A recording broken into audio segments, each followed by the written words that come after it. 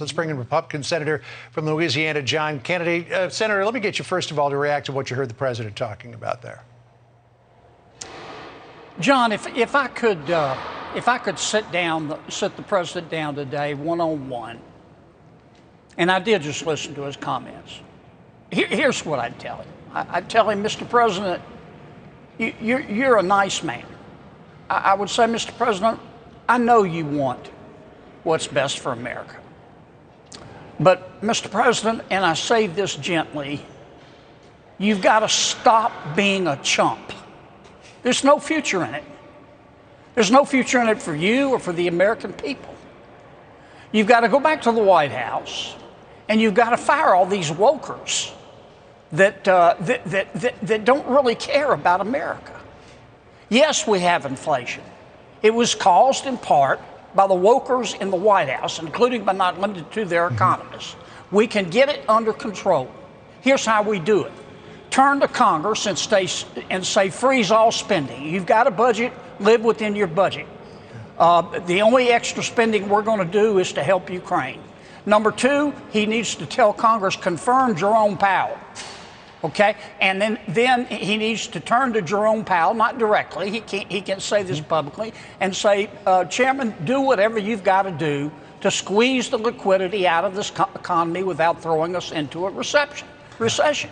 But he's insulting the American people by blaming the inflation, which predates the war, on Putin and greedy businesswomen and price gouging and fertilizer. I mean, it's an insult to the American people. And Senator, that's what I tell him. Speaking of firing people, one of the people that you'd like to fire is the new head of the new Disinformation Governance Board and everyone associated with it. Senator Tom Cotton has introduced legislation that would disallow funds to establish that board. Similar measure in the House. Congresswoman Lauren Boebert from Colorado tweeting about that, saying, I don't think people are fully understanding the severity of what a Ministry of Truth organized by DHS truly means. This is Stalin level. This is Mao level. This is the hill to die on. Can you prevent it from being funded? Yes, we can, and we'll have to if it gets that far. Look, I meant what I said. The Biden administration needs to stop being a chump. I mean, whoever talked them into establishing a Ministry of Truth? I mean, think about it. The government is going to tell us what's true or not. The government's going to tell us what we can believe and what we can't. What could possibly go wrong? Number two, to pick Miss Jankowicz, you know, I'm sure that Jesus loves her, but everybody else on Capitol Hill thinks she's bizarre. I mean... Well, that was an unusual TikTok video that she had out there. I mean, she says, I believe only in the truth. Well, she's already said that I believe the Steele dossier, which alleged that President Trump hired prostitutes to urinate on each other. She's vouched for that. Here's something else, Senator, that she believed in, because she tweeted this on November the 1st, 2016. Let's put the tweet up on the screen. Trump had not one, but two secret email servers to communicate with influential Russian bank. Unbelievable. Yeah. That is disinformation. Let me tell you what Ms. Jankowicz will do if she gets power. She will devour the real truth like it was a light snack. What's true, in her opinion, is what she believes, and everybody else is a moron because she's one of the smartest people on the planet, in her opinion. Just ask her. Yeah. And you don't need somebody like that in government, but we don't need a Ministry of Truth. Sometimes it was just a dumb idea. Sometimes stupidity is painful.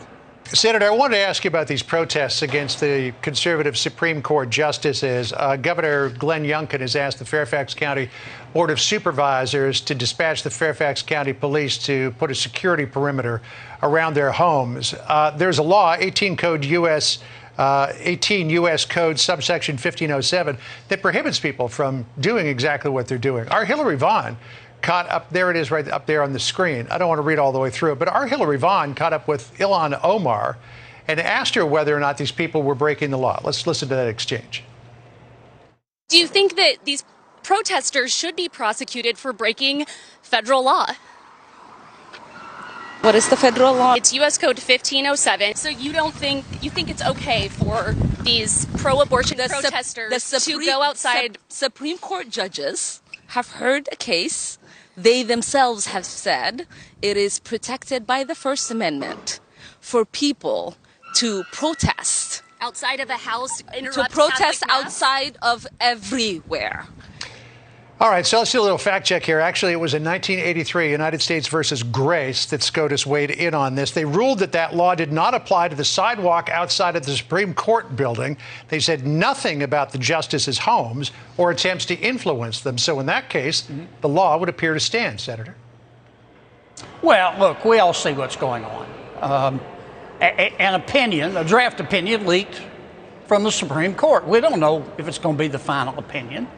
The neo-socialist left has become completely unglued. Their response is as disappointing, I guess, as it was predictable. Burn the place down, intimidate the justices, kill the filibuster, pack the court. I have no problem with peaceful protests. I'm all for peaceful protests. Emphasize peaceful. But if you're going to protest in front of a person's home, be respectful, be peaceful. Understand the person who lives there has neighbors. Yeah. Don't be ugly. Don't be strident. I mean, I read one of their tweets the other day that said you will never feel safe until you're rotting in the ground. Yes. Yeah. I mean, that's just not right. It's just not right. Twitter didn't even suspend that person who was calling for more violence, by the way. She was referring to the Wisconsin pro-life firebombing. She did delete her account, but Twitter didn't do anything about it. I want to bring up one more point, if I could, Senator, because I think this is an important one to make. Because the home addresses of these justices was published so that people could rally outside there. And it's fine. They're peaceful protesters, you could say. But, you know, there are crazies in this world. One of those crazies showed up on the doorstep of Judge Esther Salas, who's a U.S. District Judge in the state of New Jersey. Yeah. This person shot her husband, shot and killed her son. Here's what she told us yesterday. We no longer have Daniel on this earth. We no longer have our son. And why? Because I was doing my job. Mm-hmm.